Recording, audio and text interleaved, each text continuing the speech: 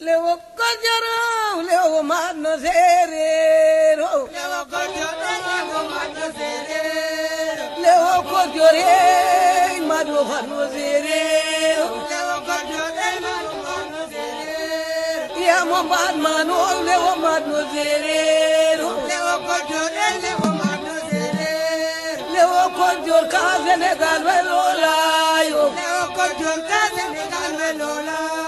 Lewo kojor ka Senegal lola yo. Lewo kojor ka Senegal lola. Matne se ngoro na lo jekati meno. Lewo kojor ka Senegal lola. Matne se ngoro na lo jekati meno. Lewo kojor ka Senegal lola. Lewo kojor. Dionewar. Dionewar est une île du Saloum intéressante par sa faune et sa mangrove. La communauté rurale de Dionewar est l'une des communautés rurales du Sénégal située à l'ouest du pays, dans le Sine Saloum. Elle fait partie de l'arrondissement de Niodior, du département de Foundiougne et de la région de Fatick. Elle comprend les villages suivants: Dionewar, Falia et Niodior.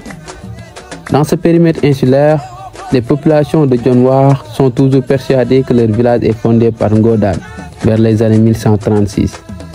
Ngodane est une femme originaire du Gabou dans l'actuelle Guinée-Bissau. Même si aujourd'hui les populations de Dionewar, dans leur grande majorité, se sont toutes reconverties à l'islam, il n'en demeure pas moins qu'elles continuent encore de croire fermement à leur tradition, pour ne pas dire leur croyance orthodoxe. Pour venir ici, il va falloir prendre le pirogue qui rallie de Djifer à Dionewar en passant par le pointe de Sangomar. L'île de Dionewar, située dans l'archipel des îles du Saloum au Sénégal, est un véritable paradis terrestre. Elle se distingue par sa beauté naturelle exceptionnelle et son environnement privilégié. Cette île, couverte de mangroves verdoyantes et bordée de plages dorées, offre un spectacle visuel époustouflant qui émerveille tous ceux qui ont la chance d'y poser les pieds. La mer y est d'un bleu si intense qu'elle semble fusionner avec le ciel à l'horizon. Considérée comme un joyau caché du Sénégal, Dionewar a su préserver son authenticité malgré le développement touristique croissant dans la région.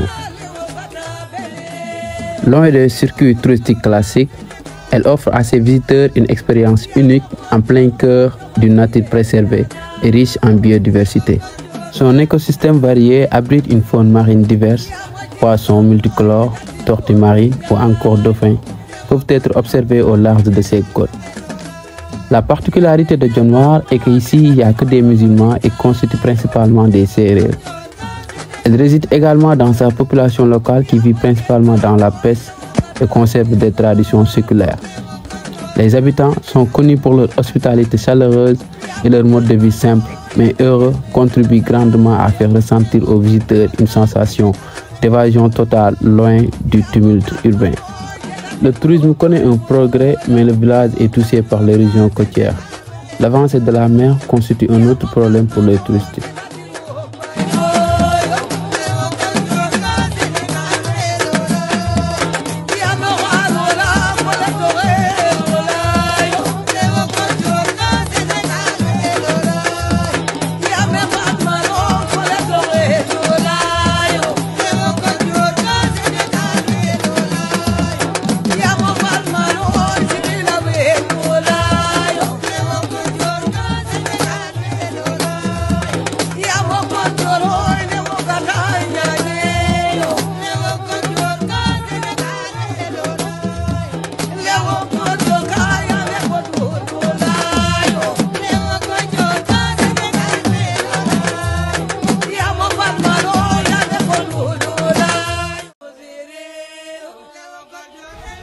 Immersion à Dionewar, au cœur du village. Se former en sociologie, c'est d'acquérir des connaissances, des savoirs, des savoir-faire et des savoir-être. Dès lors, la maîtrise du terrain, le laboratoire du sociologue, devient un outil primordial dans l'intervention sociologique. C'est notre première descente de terrain. Le but, c'est de faire l'immersion et l'état du lieu d'étude, rencontrer les délégués de quartier et ensuite le chef du village.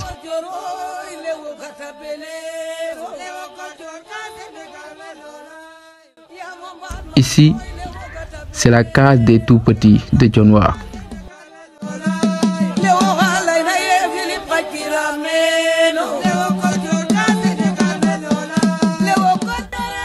Cette école, nommée Ngoma Kumba Ndiaye, est parmi les premières écoles dans les villages des îles du Saloum.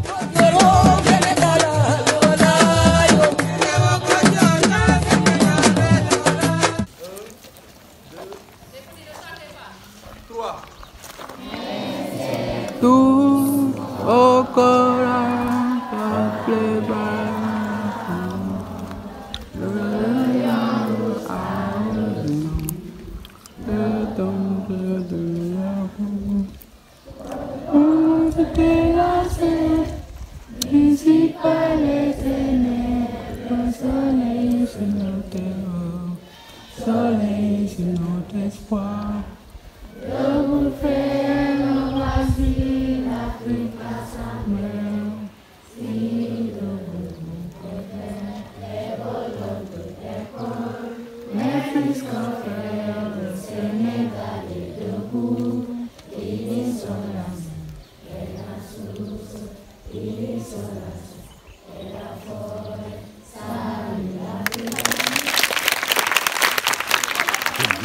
Merci.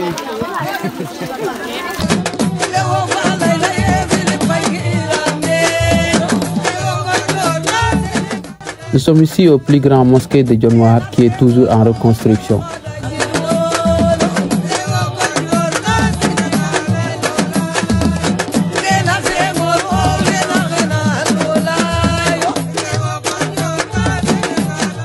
À Dionewar, on n'a qu'un seul poste de santé, un crédit mutuel et une poste.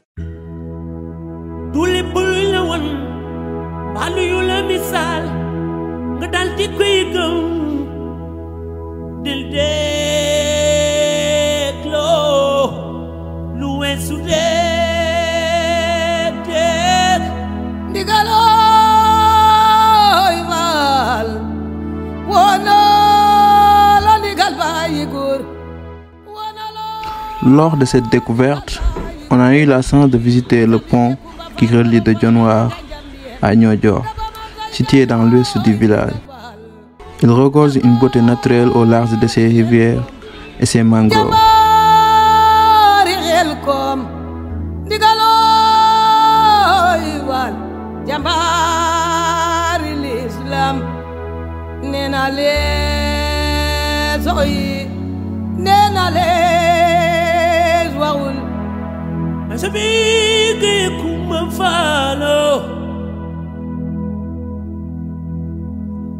Ndigal Fall jambari l'Islam jambari Khelcom nina les soy nina les waxul. L'activité principale à Dionewar est la pêche. L'agriculture est peu pratiquée. Le manque d'emploi, un problème endémique, pousse les jeunes à avoir une seule option alternative, l'immigration clandestine. ndax man mii tey di wax ak yow am naa doom bu góor bu toll comme yow waaye tey su ma ko ne Ousseynou kaa ñu dem site ba ñu liggéey foofu ndax may wax ne Mariama nag bàyyi ma ndax ñoom fu mu nekk nii dem rek la ñuy gis génn rek la ñuy gis mais booy wax sax dinañ lay déglu sax mais li nga wax du dugg ci seen nopp yi waaw. Ce phénomène qu'on retrouve aujourd'hui presque dans tous les autres villages de l'île du Saloum. Ici, nous sommes à l'usine de transformation des produits locaux. La majeure partie des travailleurs sont des femmes.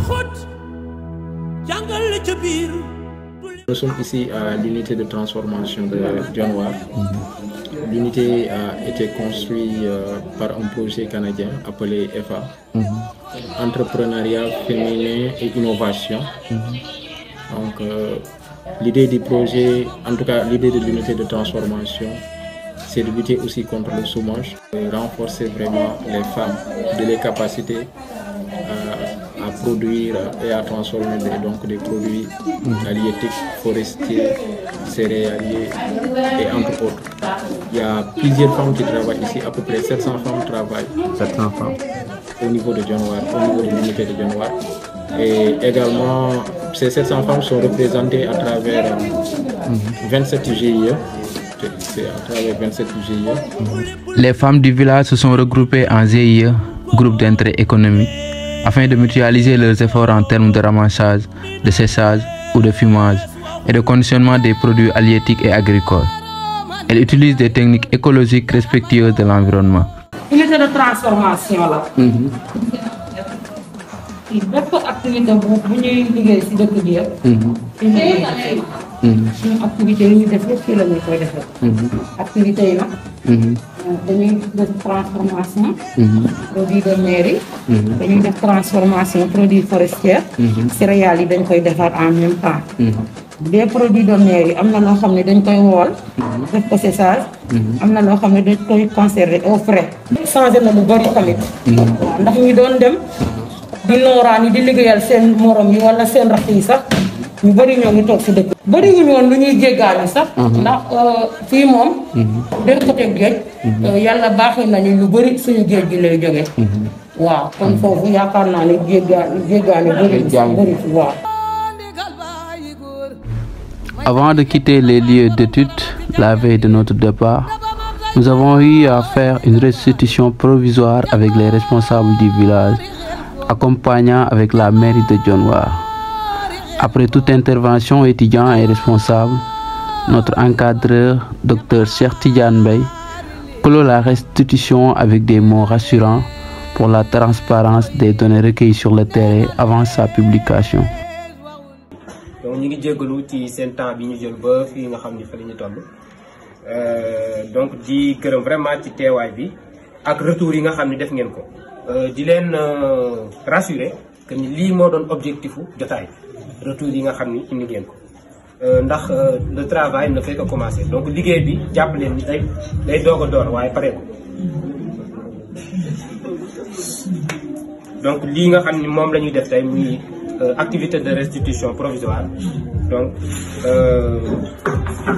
ci enquête bi la bokk donc dinañu jël en compte retour yi nga xam ni def ngeen ko pour améliorer liggéey bi di leen wax ni yéen a ñuy woo pour plus de rigueur te loolu aussi maanaam moom lañ leen di jàngal waaw déjà démb rek ñu ngi ciy waxtaan ci ñaari principe yoo xamante ni dafa nekk ay principe yu sacro-saint ci enquête yi principe bi ñuy wax itération ak principe bi ñuy wax triangulation mooy boo demee ci nit ñi di waxtaan ak ñoom maanaam bul yem ci kenn rek ni sociologue du warul nekk benn nopp da ngaa war a dem ci ñëpp waaw boo paree yow sociologue xam nga comprendre nga di nga mën a xool nooy doxal beneen bi mooy li ñu tuddee le principe itératif mooy yow bi ngay dem ci terrain bi am na question yoo prévoiroon waaye bi nga duggee ci terrain bi am na leneen lu feeñ nga xam ni boo delluwaatee war nga mën a prévoir at leneen dellu siwaat ci terrain bi pour mën a parce que li am solo rek mooy parce que sociologue du journaliste li koy intéressé mooy ñëw fekk benn fait bu anodin rek dem wax ko nit ñi moo xam du jub la moo xam dëgg la moo xam du dëgg mais sociologue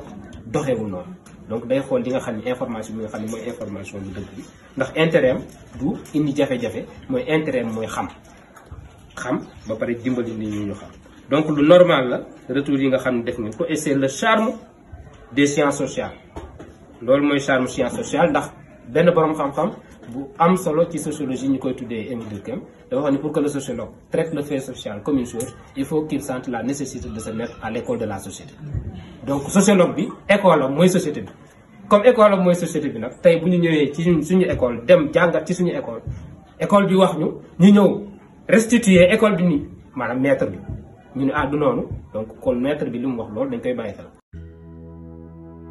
De manière générale, l'île de Dionewar constitue sans aucun doute un coin paradisiaque où il fait bon à vivre et où chaque instant est synonyme d'émerveillement.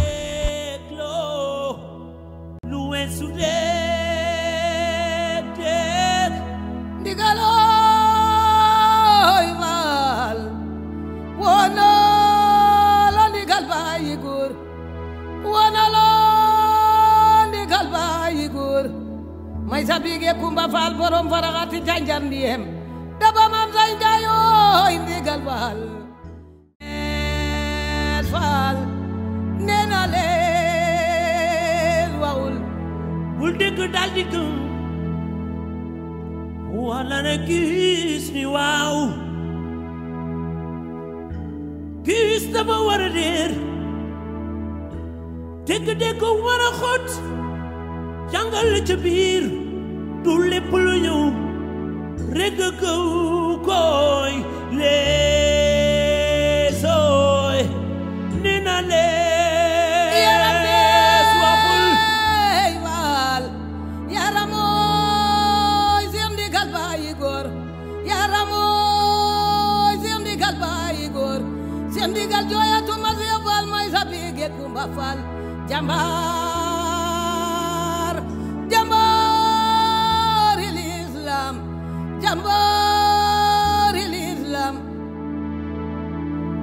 góor bu doonee maamam may sa biige kumba faal lépp lu ñuy wut ci Seex Ibra Faal lépp a ngi ci ndigal faal lépp lu ñuy wut ci Seex Ibra Faal lépp a ngi ci ndigal faal lépp lu ñuy wut ci Baay Góor may sa biige kumba faal lépp a ngi ci ndigal faal nee na lees ooy nee na lees